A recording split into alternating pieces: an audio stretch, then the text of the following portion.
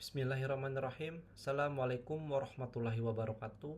Perkenalkan, nama saya Wahyu Fajar Hidayatullah, peserta Ratsar CPNS golongan 3 Kabupaten Tanah Bumbu angkatan 1 kelompok 2.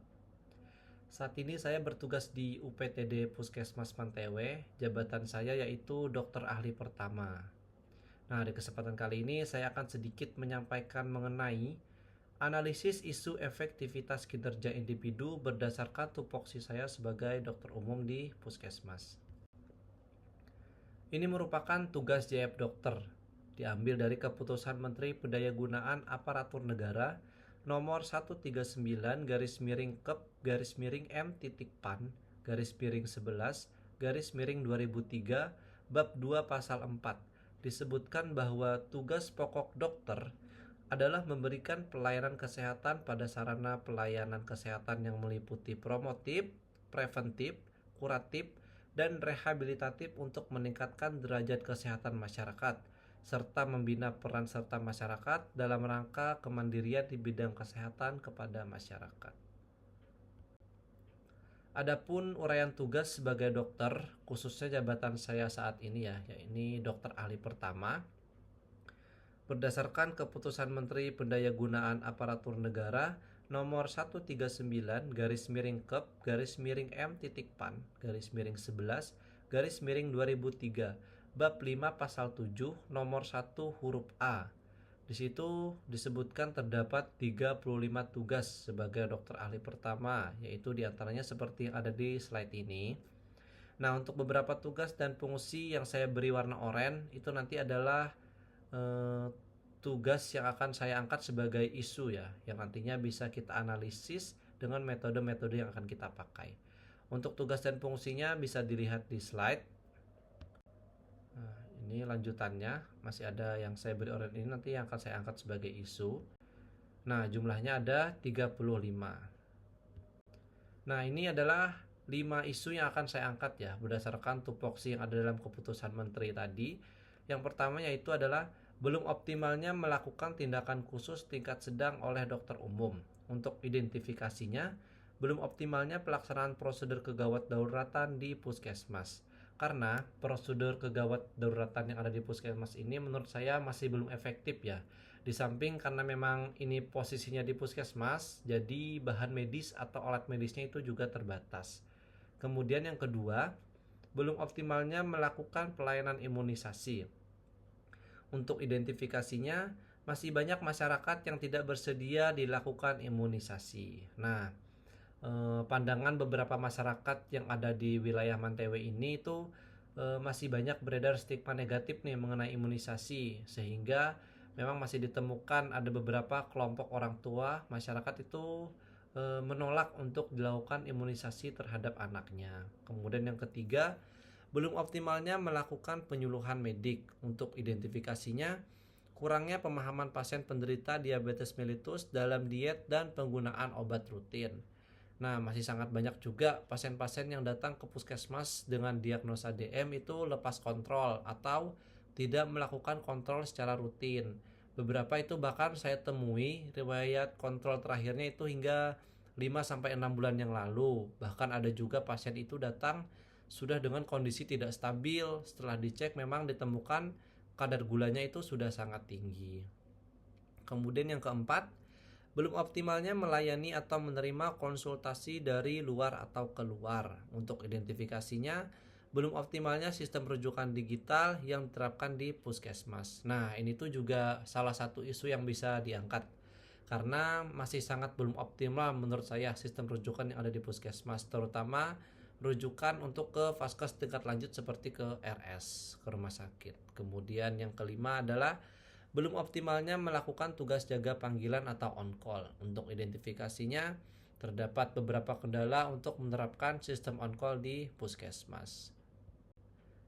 Nah, ini dilakukan tapisan isu berdasarkan APKL. Nah, APKL ini nanti singkatan dari A. A-nya itu adalah aktual. Jadi isu ini memang sedang hangat diperbincangkan. Kemudian problematik, isu ini tuh mendesak untuk bisa segera dicarikan solusinya.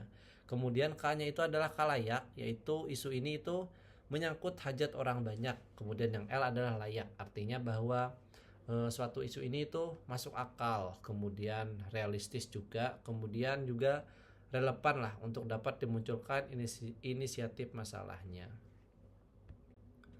Nah, ini nanti diberikan skor-skor ya terhadap APKL ini. Yang pertama, identifikasi tupoksi yang pertama yaitu belum optimalnya pelaksanaan prosedur kegawat dauratan di puskesmas. Untuk nilai aktualnya saya beri skor 4, kemudian problematiknya itu 4, kemudian khalayaknya 3, dan layaknya itu diberi skor 5 sehingga totalnya 16. Kemudian untuk yang kedua, masih banyak masyarakat yang tidak bersedia dilakukan imunisasi. Untuk skor aktualnya 3, skor problematiknya 4, skor kalayaknya itu 4, skor layaknya 3, total skornya adalah 14. Kemudian yang ketiga adalah kurangnya pemahaman pasien pengobatan rutin dalam diet dan penggunaan obat rutin. Untuk skor aktualnya itu saya beri nilai 3, kemudian skor problematiknya 3, skor kalayaknya 4, dan skor layaknya itu 5. Total skornya ada 15. Kemudian yang keempat, belum optimalnya sistem rujukan digital yang diterapkan di puskesmas. Untuk nilai aktualnya 5, nilai problematiknya 4, nilai kalayaknya 4, nilai layaknya itu 5, total skornya itu 18.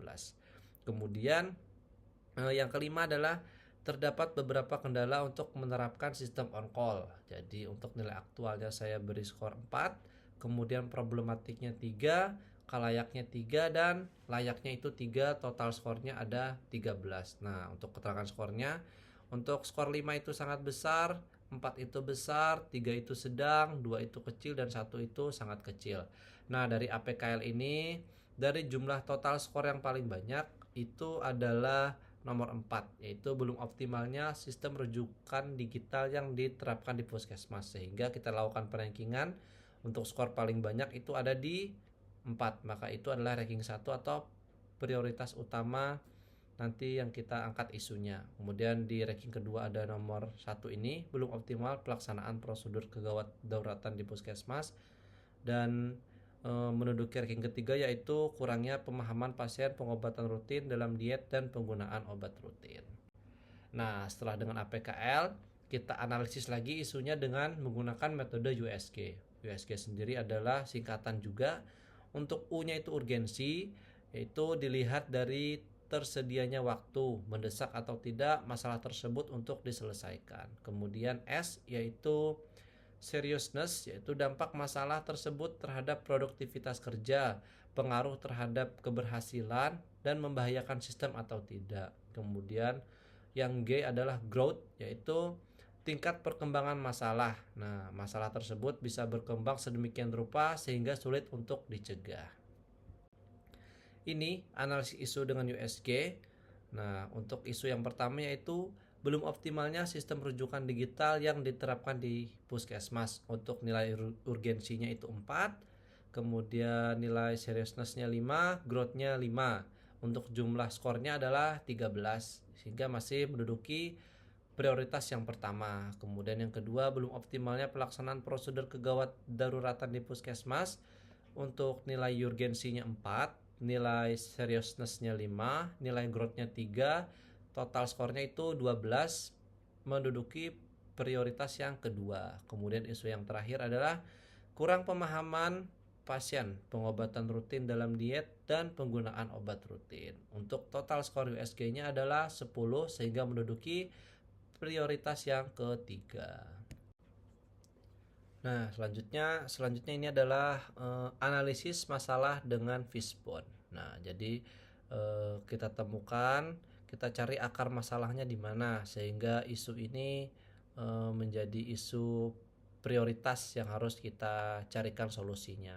Nah, dari akar masalahnya kita bagi dari main terlebih dahulu. Main ini mungkin manusianya ya atau SDM-nya. Jadi yang pertama, akar masalah dari manusianya memang kurangnya motivasi petugas untuk menerapkan rujukan secara digital. Kemudian yang kedua, tidak meratanya petugas yang dapat menggunakan sistem rujukan digital.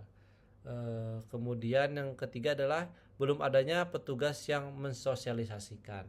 Nah, untuk yang Men ini ya, perlu diketahui dulu bahwa saat ini itu untuk merujuk pasien dari puskesmas ke paskes tingkat lanjut atau ke rumah sakit itu dari pemerintah saat itu mengharuskan umumnya itu melalui rujukan berbasis digital. Nah, di mana dalam melakukan rujukan memang harus ada beberapa mekanisme yang perlu dipenuhi terlebih dahulu sebelum pasien ini nanti diantar. Salah satunya yaitu saat ini tuh melakukan konsul ke rumah sakit dan juga mengisi hasil pemeriksaan pasien itu melalui aplikasi atau website rujukan. Nah, umumnya itu menggunakan website Sisrute ya. Nah, kemudian jadi setelah melakukan konsul melalui website tadi, nanti dari pihak rumah sakit akan mengkonfirmasi apakah pasien ini itu bisa memenuhi syarat untuk dilakukan rujukan atau tidak. Kemudian akar masalahnya itu dari metode, yaitu belum adanya SOP tentang rujukan digital, kemudian belum adanya edukasi sistem melakukan rujukan. Kemudian akar masalah dari materialnya sarana dan prasarana operasional yang terbatas. Nah, jadi saat ini tuh untuk merujuk pasien kan saya katakan tadi tidak bisa langsung diantar ke RS ya. Jadi harus ada kriteria yang terpenuhi terlebih dahulu apakah pasien ini bisa dirujuk atau tidak. Beberapa kasus yang saya dapatkan memang dari pihak paskes tingkat lanjut atau dari RS itu mengatakan bahwa pasien ini itu sebelum dilakukan rujukan dipersilahkan dulu untuk puskesmas itu bisa melakukan stabilisasi pasien terlebih dahulu. Sedangkan kenyataan di lapangan itu memang kami di puskesmas ini tidak tersedia beberapa alat medis.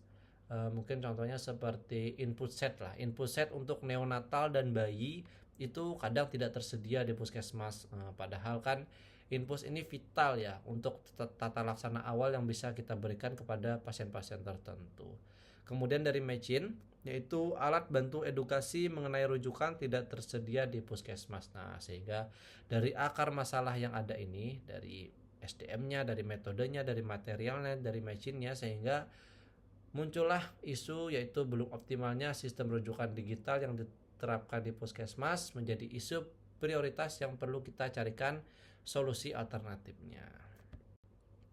Nah, untuk alternatif pemecahan masalahnya yang sudah kita identifikasi dengan fishbone tadi dari men, akar masalahnya yaitu kurangnya motivasi petugas menerapkan rujukan digital. Nah, untuk alternatif pemecahan masalahnya dapat kita membuat instruksi kerja alur rujukan digital. Nah, jadi nanti semua petugas yang bertugas di ruangan yang bisa melakukan rujukan seperti di ruang tindakan contohnya atau di ruang UGD puskesmas itu nanti diberikan instruksi mengenai tugas mereka untuk dapat melakukan rujukan secara digital melalui aplikasi atau website rujukan tadi. Kemudian yang kedua, tidak meratanya petugas yang dapat menggunakan sistem rujukan. Nah, untuk alternatif pemecahan masalahnya, kita dapat meminta penugasan atau memilih petugas yang akan dilatih. Jadi karena memang tidak semua petugas UGD di puskesmas tempat saya bekerja saat ini itu bisa memahami atau bisa mengaplikasikan sistem rujukan secara digital. Maka untuk alternatif solusinya mungkin dapat memberikan penugasan untuk mereka yang nanti bisa dilatih untuk bisa mengaplikasikan sistem rujukan secara digital. Kemudian men yang ketiga atau SDM-nya adalah belum adanya petugas yang mensosialisasikan. Untuk alternatif pemecahan masalahnya melakukan penjadwalan sosialisasi mengenai rujukan digital. Nah, ini mungkin nanti kita bisa meminta kepada atasan ya untuk dapat menjadwalkan atau mengundang petugas atau orang yang ahli di bidang rujukan digital ini untuk nanti bisa berbagi ilmu, kemudian mensosialisasikan mengenai sistem rujukan secara digital ini. Kemudian akar masalah dari metode atau cara yang digunakan adalah belum adanya SOP tentang rujukan digital. Nah, ini nanti bisa kita koordinasikan dengan atasan mengenai pembuatan SOP alur-alur rujukan secara digital untuk alternatif pemecahan masalahnya. Nah, jadi memang SOP rujukan yang ada di puskesmas saya saat ini itu masih belum up to date. Karena saat ini sistem rujukan kan harus secara digital ya, harus melalui website atau aplikasi Sisrute tadi. Nah, di puskesmas saya saat ini tuh SOP rujukannya belum terdapat poin sistem rujukan berbasis digital seperti ini. Jadi perlu pembaharuan lah mengenai pembuatan SOP rujukan. Kemudian yang kedua, belum adanya edukasi sistem melakukan rujukan. Nah, untuk alternatif pemecahan masalahnya dapat dilakukan sosialisasi SOP rujukan digital. Nah, kemudian yang kedua ini tindak lanjut dari poin sebelumnya ya.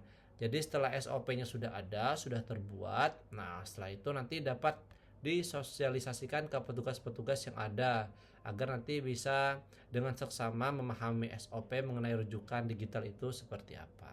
Kemudian dari material, akar masalah dari materialnya adalah sarana dan prasarana operasional yang terbatas. Untuk alternatif pemecahan masalahnya itu mendiskusikan dengan atasan mengenai ketersediaan. Nah, ketersediaan di sini mungkin salah satunya alat medis ya tadi ya. Jadi di mana bahwa ada kriteria-kriteria yang harus terpenuhi terlebih dahulu untuk dapat menentukan apakah pasien ini nanti bisa dirujuk atau tidak. Kemudian apabila memang kriteria keluhan pasien ini memang harusnya bisa dilakukan di puskesmas saja, namun kadang terhambat karena memang alat dan bahan tidak tersedia sehingga agak sulit juga untuk penerapannya. Jadi karena hal ini semoga bisa menjadi konsen bersama atasan lah nanti untuk bisa memenuhi ketersediaan alat dan bahan medis di puskesmas. Kemudian dari matching, yaitu akar masalahnya alat bantu edukasi mengenai rujukan itu tidak tersedia di puskesmas, sehingga untuk alternatif pemecahan masalahnya nanti bisa membuat poster mengenai alur sistem rujukan digital. Nah, jadi menurut saya setelah nanti SOP-nya sudah dibuat, kemudian SDM-nya sudah terlatih dalam pelaksanaan rujukan digitalnya ini, nanti untuk meningkatkan kualitas ya atau menjaga konsistensi kinerja dari petugas, kita bisa membuat poster atau lab atau media semacamnya lah mengenai sistem rujukan digital ini seperti apa dan apa yang harus dilakukan dalam pelaksanaan merujuk pasien berbasis digital. Mungkin seperti itu. Nah, mungkin itu saja ya yang bisa saya sampaikan. Harapan kita semua semoga kedepannya sistem kesehatan kita bisa lebih baik lagi lah dari yang ada ini ya. Mohon maaf jika saya ada salah kata. Salam sehat untuk semuanya. Terima kasih banyak. Wassalamualaikum warahmatullahi wabarakatuh. Terima kasih.